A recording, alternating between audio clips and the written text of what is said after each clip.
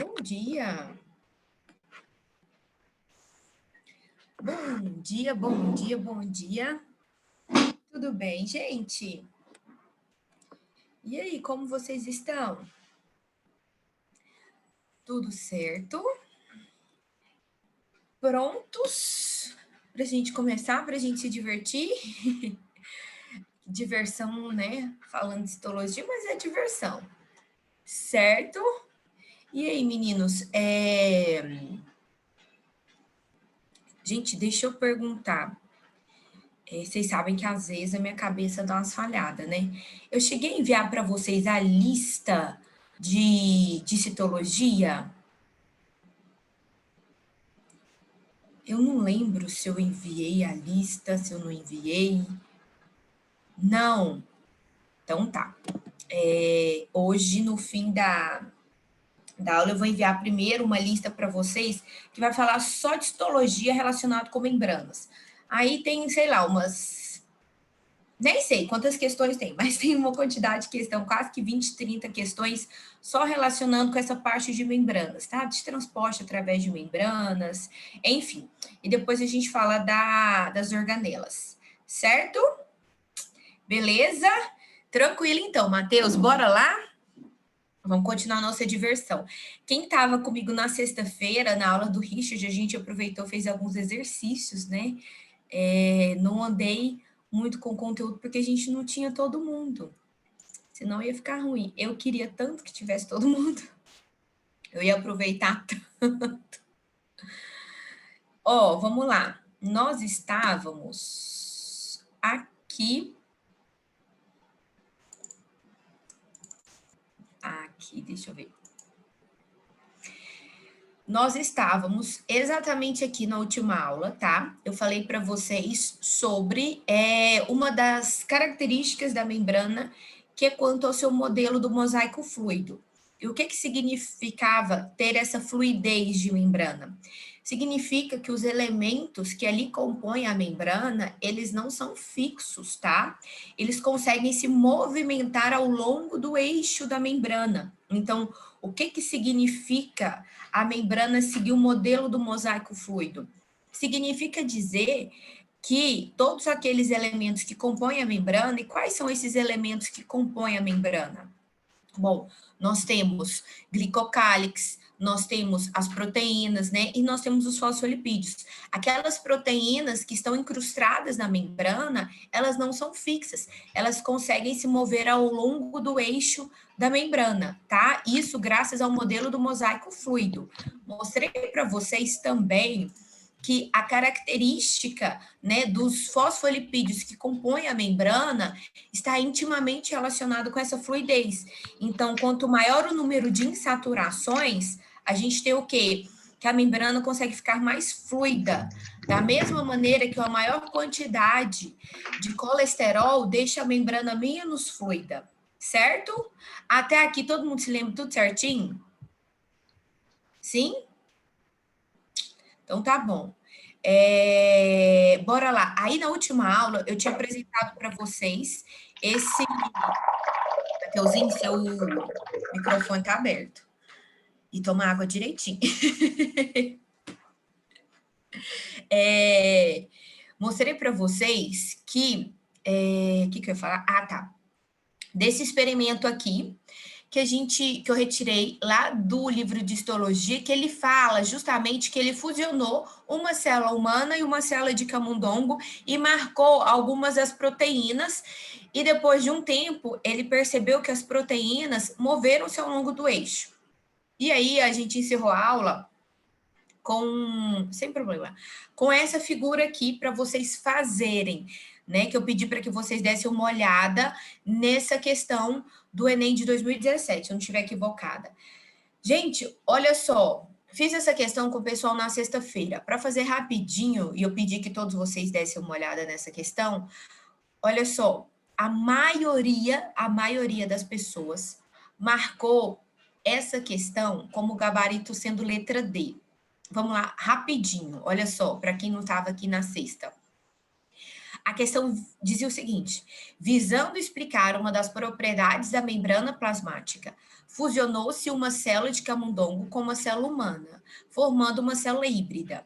Em seguida, com o intuito de marcar as proteínas de membrana, 2 anticorpos foram inseridos no experimento, um específico para a proteína humana e outro específico para a proteína de camundongo. Os anticorpos foram visualizados ao microscópio por meio de fluorescência de cores diferentes. Aí ele mostra aqui a figurinha, né, das etapas que ele fez do experimento. Aí ele pergunta o seguinte: a mudança observada na etapa 3 para a etapa 4, peraí que o 30 aqui em cima, do experimento ocorre porque as proteínas, bora lá, o que vocês marcariam, por favor? A mudança observada da etapa 3 para a etapa 4 do experimento ocorre porque as proteínas, manda aí para mim rapidão, só para mim. Tem nada não, pode mandar para todo mundo. A gente já tinha discutido um pouquinho dessa questão, né? Meninos, tá, vou dar mais 30 segundinhos, né? Tô com pressa hoje, né? Jura que não tem como mandar só para mim?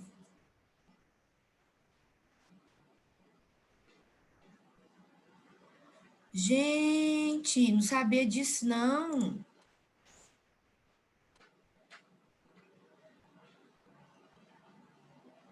Ai, meu pai amado. É porque no outro colégio, eu peço para os meninos conversarem comigo no particular, e eles só conversam comigo no particular. Aí eu achei que, tipo assim, que era tranquilo. Tem nada não, gente, isso aí é de boa. Por que eu pedi para que vocês fizessem? Meus amores, a maioria das pessoas, quando fez essa questão, marcou letra D, que fala o seguinte, que são mobilizadas, as proteínas são mobilizadas em razão da inserção de anticorpos. Porque ele vê a figurinha aqui, o anticorpo, tararão, o Enem te falou do anticorpo, e quando você fala do anticorpo, você já dá aquela travada, você fica com aquele trem na cabeça. Deixa eu falar aqui a coisa para vocês. O Enem, essa questão do Enem é muito simples quanto ao conteúdo e muito complexa quanto à interpretação. E aí, vocês vão ficar muito atentos com o enunciado do Enem quando vocês forem fazer. Olha só, ele fala de um texto, ele fala de proteína marcada, ele fala de anticorpo, ele fala de fluorescência, só que olha os tópicos chaves. Ele virou e falou o seguinte: visando explicar uma das propriedades da membrana. Quando ele fala isso, você já tem que ter em cabeça que o objetivo é explicar uma propriedade de membrana.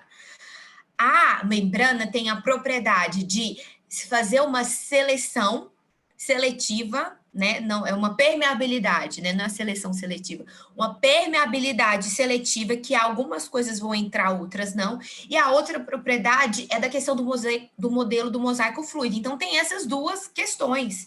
Então, ou vai falar de coisa que vai entrar e vai sair, ou vai falar de coisa que vai se mover ao longo do eixo. E aí, para provar isso, gente, ele fala o seguinte, que o intuito de marcar as proteínas é só para ele conseguir visualizar as proteínas, é que ele utiliza os anticorpos, tá? Então, o anticorpo tá ali, gente, só para você conseguir enxergar onde que tá a proteína. Ele não vai fazer função nenhuma, ele não tem função nenhuma, ele só tá ali para você enxergar melhor. Por isso, aí ele fala assim, da etapa 3 para a etapa 4, olha só a etapa 3 e a 4, você não precisava nem ver as antes. A 3, você tem lá assim, anticorpos ligados à proteína, de um lado os do camundongo, do outro lado a humana. Na etapa 4, já está de que jeito? Os anticorpos ligados com as proteínas? Sim, só que está assim, camundongo humana, camundongo humana, camundongo humana. Ou seja, elas se movimentaram. Por isso que o gabarito é a letra A. Certo? Beleza?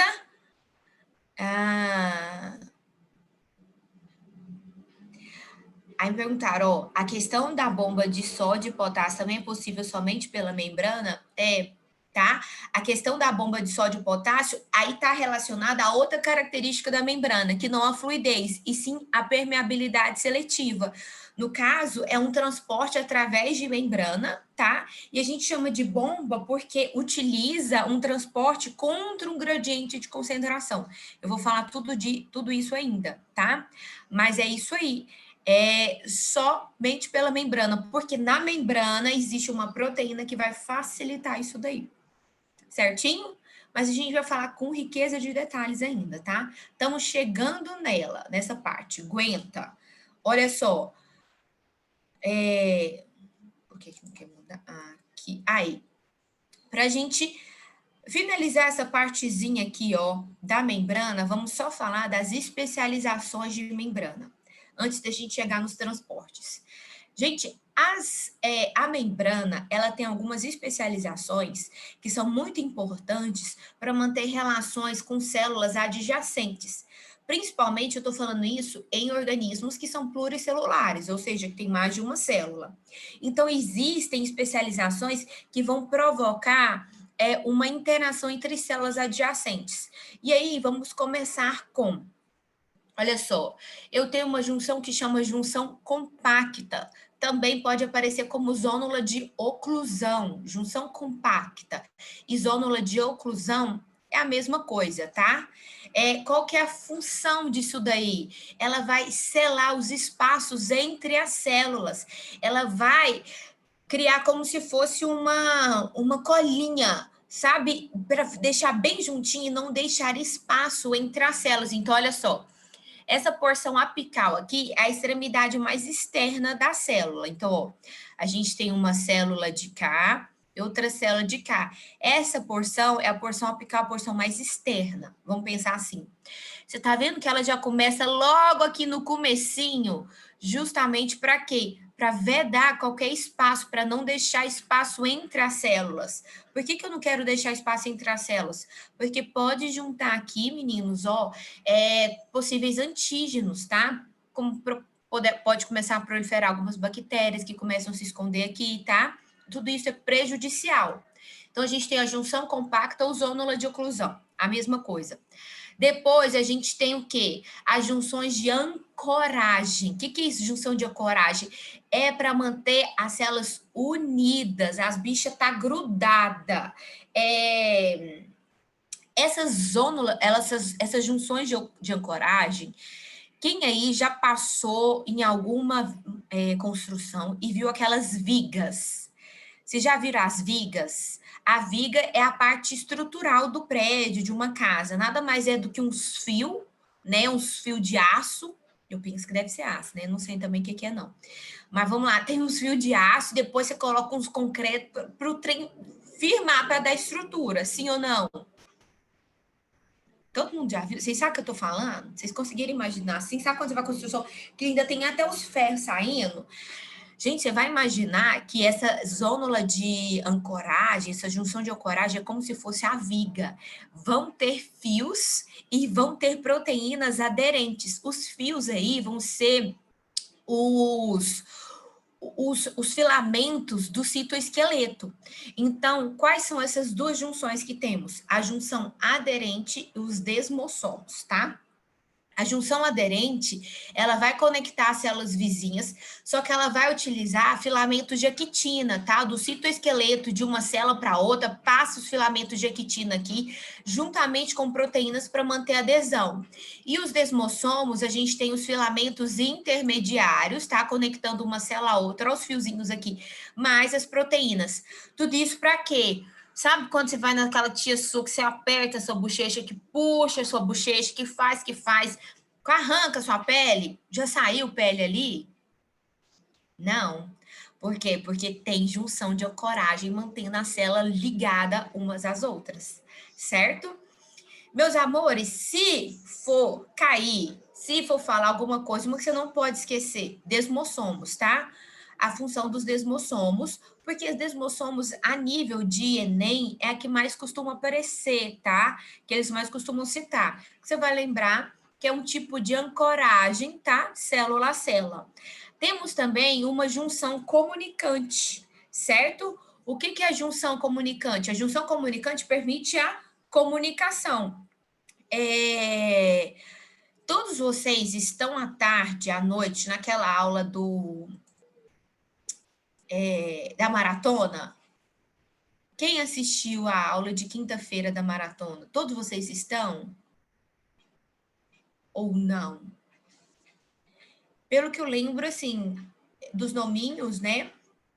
Eu acho que a maioria de vocês estava lá. Lembra quando eu comentei com vocês que o tecido epitelial é um tecido que não é vascularizado e que a nutrição dele vem a cargo de uma lâmina basal de tecido conjuntivo logo abaixo? E aí eu falei para vocês que a alimentação célula a célula era feita por um processo de difusão? Sim? E que para facilitar esse processo, olha só, as células de tecido epitelial, elas contam com o quê? Junções comunicantes, tá? Que é tipo uma fenda que vai permitir a passagem de pequenas moléculas, tá? Isso tudo auxilia em muito o processo de transporte dos nutrientes. Então, as células epiteliais, elas contam com essa especialização comunicante. Beleza? Certo? Até aqui tudo tranquilo? E para finalizar o nosso tipo, o último tipo de especialização, a gente tem a especialização de ancoragem. A gente tinha de ancoragem célula a célula e a gente tinha a de ancoragem com a lâmina basal.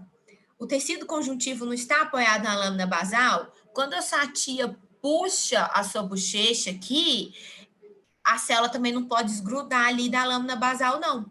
Então, existem também especializações para manter essa adesão? Uhum. E nesse caso, vai chamar hemidesmossomos, tudo bem? Hemidesmossomos é primo dos desmossomos, tá? Só que ao invés de ser célula a célula, é célula com lâmina basal. Beleza? Até aqui tranquilo, meninos? Conta para mim, de boa? Alguma dúvida até aqui? Sim ou não? Tranquilo? Então, bora lá. Opa. Ok, essa daqui é uma fotomicrografia de um tecido, tá? É um recorte de um tecido. E aí, eu vou mostrar para vocês, vocês vão me falar o que vocês acham que é. Existe também algumas especializações de membranas que estão relacionadas com a projeção dessa membrana. Então, quando eu falei na aula de tecido, eu falei que as células de tecido poderiam ter especializações.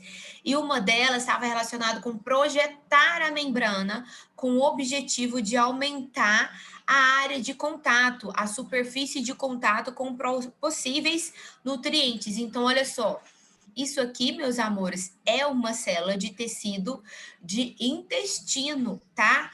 Olha, todas essas projeções que eu estou passando o mouse aqui, nada mais, nada menos do que microvilosidades, que são projeções da membrana, a membrana que está se projetando. E, nossa senhora, pera, deixa eu fechar aqui que o caminhão da política com o do Goiás da Sorte, passando tudo ao mesmo tempo aqui na porta de casa, não. E aqui, ó, tá vendo toda essa redezinha aqui? Isso aqui é o glicocálix. Olha no intestino quantas microvilosidades temos e quanto o glicocálix ele é bem desenvolvido. Qual que era a função do glicocálix mesmo? Qual que era a função do glicocálix? Bora lá. Por que tecido, um recorte de tecido de intestino tem essas microvilosidades e tem essa quantidade de glicocálix? Por quê? O que vocês acham? Valendo. Uma pergunta. Imaginemos que o Enem perguntou isso. Apresenta essa fotomicrografia e peça para vocês falarem o seguinte: explique a presença de microvilosidades e a grande quantidade de glicocálix bem desenvolvido.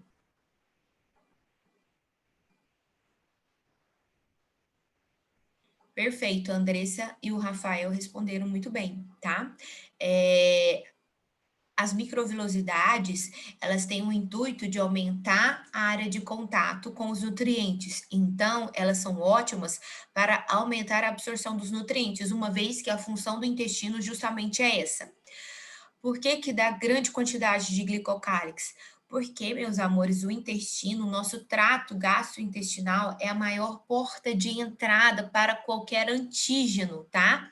Então, assim, é a porta principal de entrada para diversos micro-organismos, porque a gente tem, meus amores, um tubo com mais de 6 metros de exposição a possíveis antígenos. E aí o glicocálix, ele tem como função reconhecimento de corpos estranhos. Por isso que ele é bem desenvolvido para otimizar esse reconhecimento e não deixar que esses antígenos entrem no organismo, entrem nas células. Beleza? Até aqui tudo tranquilo? Fez sentido? Sim? Beleza? Ó, a questão da acidez, a gente tem que lembrar que a acidez a gente encontra ela em estômago, tá? Em estômago. A questão de intestino, o pH do intestino, ele era básico, tá? Por que que tem essas diferenças de pH? Porque temos ações de enzimas diferentes, tá? Ó, vamos explicar de novo a última parte do glicocálix, não é? Essa, não é? Eu acho que é. Ó, do porquê que o intestino, né, as células do intestino contam com glicocálix assim tão desenvolvido. Porque o intestino, ele é uma área, ao longo do trato intestinal, a gente tem uma área de mais ou menos um tubo, vamos pensar assim, um tubo de mais de 6 metros de comprimento. E lá dentro passa nutrientes que veio do meio externo, né? Então a gente toma os nutrientes, a água que a gente bebeu, tudo são produtos do meio externo que podem estar contaminados com os mais diversos tipos de antígenos. E aí a gente tem o seguinte, que a presença de um glicocálix extremamente desenvolvido ao longo do intestino é porque uma das funções do glicocálix é o reconhecimento entre células e o reconhecimento de antígenos. E como a gente tem um tubo muito grande, que tem uma alta probabilidade de exposição a antígenos, o glicocálix, ele é bem desenvolvido para reconhecer esses possíveis antígenos e já logo de início a gente já reconhecer e disparar todas as respostas imunes necessárias para não permitir que esses antígenos entrem de fato no nosso organismo. Beleza? Certo? Ficou melhor agora? O que ajuda a maior absorção dos nutrientes são as microvilosidades. Então, o glicocálix com o intuito de proteção de antígenos. E as microvilosidades são projeções da membrana. O objetivo das projeções é aumentar a absorção, tá? Não confundam, tá, gente? É muito comum confundir o glicocálix com as microvilosidades. Uma está relacionada com a absorção, a outra com a proteção. Beleza? Tranquilo, então, meus amores, bora lá, vamos continuar então. Ai, gente, toda hora eu tô mexendo nesse trem aqui sem querer. Ó, chegamos a uma outra parte de característica da membrana, que é o seguinte: uma das características, né, da membrana é o fato dela ser semipermeável. O que que ela ser semipermeável? Significa que algumas coisas vão entrar dentro da célula e outras coisas não, tá?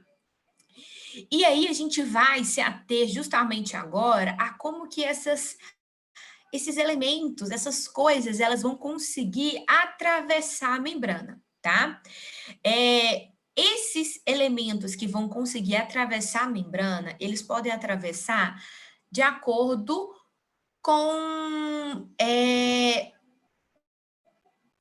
eles serão caracterizados, vamos pensar assim, se eles vão atravessar ou não a membrana de acordo com o gradiente de concentração.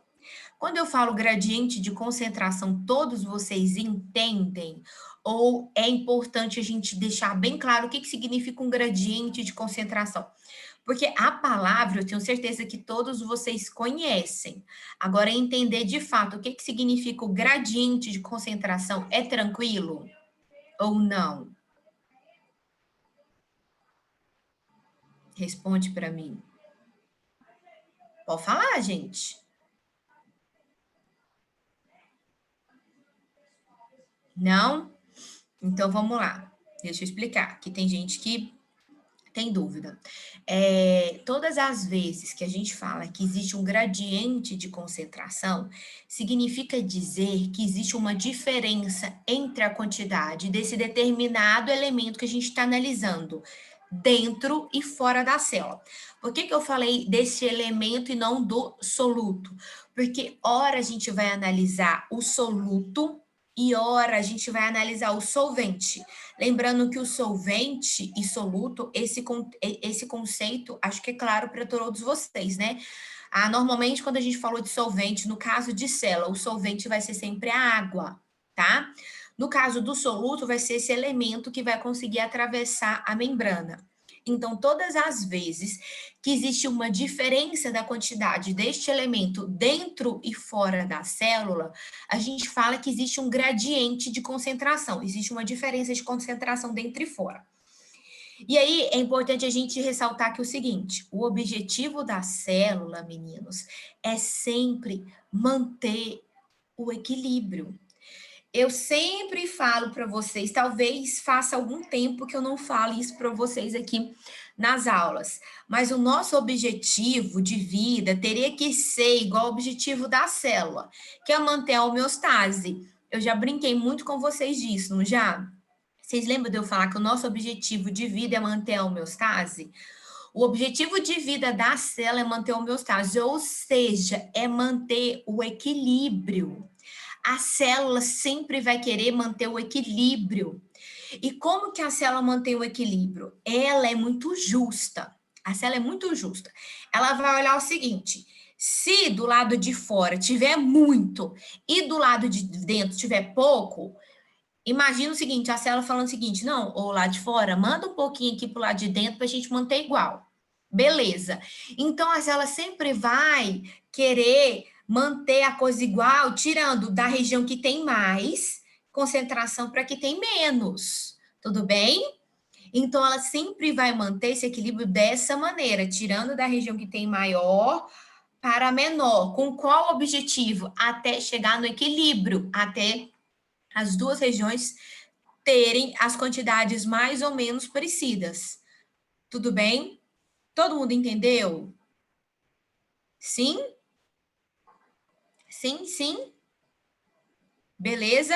Olha só, a tendência natural da célula é manter esse equilíbrio, tá? Ela sempre vai querer manter esse equilíbrio. Então, todas as vezes que eu tiver um gradiente de concentração, uma diferença de concentração, seja entre o meio interno e externo, eu vou falar que o tipo de transporte vai ser passivo quando ele for a favor do gradiente. O que é ser a favor do gradiente? É ser o equilíbrio da célula, é sempre sair da região que está em maior concentração para a região que está em menor concentração. Certo? Até aqui tudo bem? Em contrapartida, quando eu falo que eu tenho um transporte que eu vou querer manter esse desequilíbrio, eu vou falar que é um tipo de transporte ativo. O que é o transporte ativo? É aquele transporte contra o gradiente de concentração. Então, se a gente tiver que definir o que é transporte passivo, transporte passivo são os transportes através de membrana que vão ocorrer a favor do gradiente de concentração. Ou seja, eles vão ocorrer da região que está em maior concentração para a que está em menor concentração. Por isso, não envolve o gasto de ATP. Não envolve o gasto de ATP. Em contrapartida, o transporte ativo é um tipo de transporte através da membrana em que ele será contra o gradiente de concentração, ou seja, eu vou tirar da região que está menor concentração para maior. por ser contra o gradiente de concentração, ou seja, vai fazer uma coisa que é contra a vontade natural da célula. Isso daí vai envolver gasto de ATP. Beleza? Todo mundo entendeu as definições? Bora, vamos lá, responde para mim, por favor. Tranquilo, meninos? Sim? Cadê as gatinhas? Beleza? Então tá bom. Deixa eu ver aqui, gente, pera lá. Então tá. Oh, eu tô aqui com você estampado o meu. Tenho 7 minutos. Então, beleza. Vamos falar daqui do tipo de transporte passivo. Vamos começar com os transportes passivos. A gente vai falar da difusão simples. O primeiro delas vai ser a difusão simples. Lembrando que o transporte passivo temos 3 tipos de transporte. Eu tenho a difusão simples, a difusão facilitada e a osmose. Todos esses 3 são transportes passivos, ou seja, a favor do gradiente de concentração sem ATP. Vamos falar da difusão simples, que a difusão simples é bem facinha. Olha só, olha aqui o GIF. Eu tenho uma diferença de concentração. Você está vendo que tem mais soluto fora do que dentro? Esse soluto, ele vai conseguir atravessar sozinho a membrana. Ele vai conseguir atravessar sozinho a membrana. Ou seja, para ele conseguir atravessar sozinho, as características químicas deste soluto, no caso de difusão simples e difusão facilitada, eu estou falando de soluto. Esse soluto tem características químicas que permitem que ele atravesse sozinho. Aí, olha lá, você está vendo que ele vai atravessar a membrana sozinho. Aí, presta atenção, olha o detalhe. Eu tenho mais do lado de fora do que dentro. Significa que mais moléculas vão atravessar no sentido para entrar. Eu falei que exclusivamente ninguém vai sair? Não, não significa isso, tá, meninos? Isso é muito importante. Alguns elementos que estão aqui dentro vão sair? Vão, por quê? Porque esse elemento, esse soluto, ele tem essa capacidade de atravessar essa membrana. Só que a quantidade de elementos que entram é bem maior do que as que saem. Com qual objetivo eu vou fazer isso?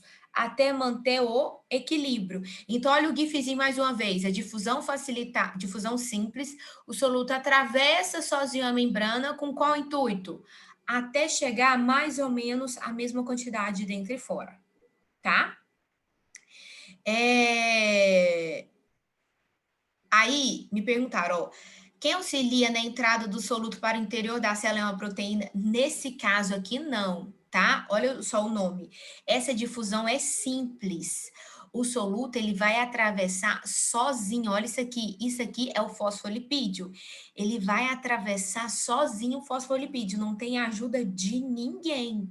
Por isso que chama difusão simples, porque ele vai atravessar. Quem consegue fazer um exemplo de solutos que vão conseguir atravessar a membrana? Por exemplo, o oxigênio, o gás carbônico, tá? São solutos que vão atravessar a membrana sozinho. Ele vai se espremendo lá no meio dos fosfolipídios e passa lá sozinho, certo? Beleza? Então, na difusão simples, não tem proteína para ajudar, não. Não tem. Tudo bem? Aí, é importante a gente pensar o seguinte: se ele vai atravessar sozinho, você há de convir comigo que tem que ser um soluto pequenininho. Você acha que um soluto imenso, igual uma glicose, por exemplo, vai conseguir atravessar isso aí? Não. Então, você vai pensar em íons, tá? Sódio, você vai pensar em oxigênio, gás carbônico, você vai pensar em elementos pequenininhos, tá? Aí, essa pergunta é interessante, ó. Quais características químicas necessárias para esse transporte? Você tem que lembrar que a característica da membrana não é ser anfipática. Lembra disso, que eu tenho uma extremidade polar e uma extremidade apolar? A gente não pode ter uma interação extremamente polar e extremamente apolar. A gente tem que ter elementos em que as características do ponto de vista químico, elas têm que ser assim, sabe aquele negócio meio termo? Porque se for um elemento extremamente polar, ele consegue atravessar até aqui a cabeça, que é polar. Chegou aqui na cauda, o bicho vai ficar preso? Por quê? Porque ele tem ranço do negócio. Entendeu? Então, as características químicas têm que ser do ponto assim, elementos pequenos, tá? Pequenos, não pode ser moléculas muito grandes, são elementos pequenos e que eles não podem ter características físicas nem de ser extremamente polares, nem extremamente apolares, por conta da dificuldade de atravessar os dois elementos, certo? Beleza? É aquele tipo de elemento que se comporta bem de um jeito e de outro. Sabe quando você vai na festa de alguém que você não conhece, que você nunca viu, que você não sabe de quem que é ninguém? Você fala assim, ah, eu vou conversar um pouquinho mais ou menos com todo mundo, porque, né, vai que... É essa característica. Ele se dá bem de qualquer jeito, tá? Tranquilo? Aí, olha só. Ó, a gente não pode afirmar que são anfifílicas também, tá? A gente tem que tomar cuidado, porque anfifílica significa que ela tem uma porção polar e uma porção apolar, tá? Os elementos não necessariamente têm que ter as duas porções. O que é interessante é que eles não tenham ou uma característica de ser muito apolar ou muito polar. Eles têm que ser o que? Características do ponto de vista químico medianas, nada muito marcante, tá? É claro que quando eu tenho elementos anfifílicos, ele vai atravessar com a facilidade imensa? Vai. Mas, por exemplo, a gente tem a molécula de oxigênio que consegue atravessar, ela não é anfifílica, certo? Mas, do ponto de vista químico, ela não tem uma característica assim, de ser extremamente polar e extremamente apolar, certo? Beleza? Meus amores, eu tenho menos de 1 minuto, então deixa eu dar um beijo para vocês, deixa eu me despedir. Para a próxima aula, a gente vai continuar falando dos transportes através de membrana. Mando para vocês as listinhas de membrana para vocês já irem se divertindo aos poucos. Tudo bem? Meus amores, no mais, olha só, super beijo para vocês. Muitíssimo obrigada pela companhia. Na terça-feira que vem a gente volta e a gente continua agarrado aqui nessa citologia, tá bom? Se precisarem, pelo amor de Deus, vocês entrem em contato comigo. Para de sofrer sozinho, tá? Eu já falei para vocês. Aí eu tava uma mania de querer sofrer sozinho, depois que eu briguei com ele, ele aprendeu, tá? Vou mandar a lista para vocês, converse comigo, manda mensagem. Se eu já tiver